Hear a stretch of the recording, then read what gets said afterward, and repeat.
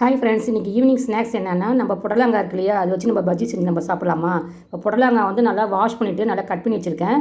அது ரவுண்டாக அந்தமாதிரி ஷேப்பில் நீங்கள் கட் பண்ணி வச்சுக்கோங்க. அதை சீட்லாம் தனியாக எடுத்து வச்சுக்கோங்க.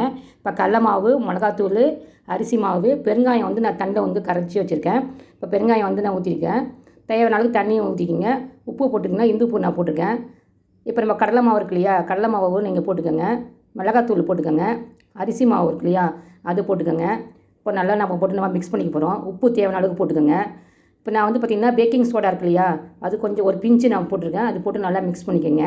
மிக்ஸ் பண்ணதுக்கப்புறம் பார்த்திங்கன்னா ஒரு கடாயில் வந்து எண்ணெய் ஹீட் ஆனதுக்கப்புறம் பார்த்திங்கன்னா நம்ம வந்து அந்த ரவுண்ட் ஷேப்பில் வச்சுருக்கோம் இல்லையா, அந்த புடலங்காய் இருக்கு இல்லையா, அது வந்து பார்த்திங்கன்னா நம்ம அந்த பஜ்ஜி மாவில் வந்து நம்ம வந்து டிப் பண்ணிவிட்டு நம்ம வந்து அதில் போட போகிறோம். இப்போ நல்லா வெந்துருச்சுன்னு வச்சுங்களேன், நம்ம திருப்பி வந்து போட வேண்டியதான். நல்லா வந்து சாப்பிடவே நல்லா டேஸ்ட்டாக இருக்குங்க. இதேமாரி வந்து இந்த ரெசிபி ட்ரை பண்ணி பார்த்துட்டு கமெண்ட் எனக்கு எப்படி சொல்லுங்கள். பிடிச்சிருந்தா சப்ஸ்கிரைப்